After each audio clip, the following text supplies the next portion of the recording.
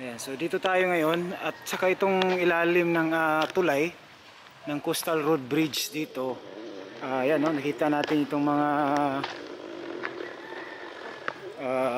manhole nila. Ayan. Last time nag-update tayo dito sa drainage nila, yung kulay brown sa ibabaw. Nilalagyan na nila. So ito na yung ano nila.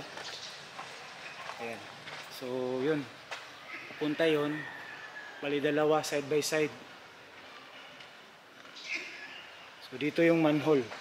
At saka according sa pagtatanong natin, baka ito ayan, dito yung aabunuhan pa ito, no, tambakan pa ito dito. No, makikita natin yung mga manhole nasa gilid. Ayan. So quick update lang tayo dito. At saka itong ilalim din ng tulay, yun ang level, no, tatambakan yung manhole na yan.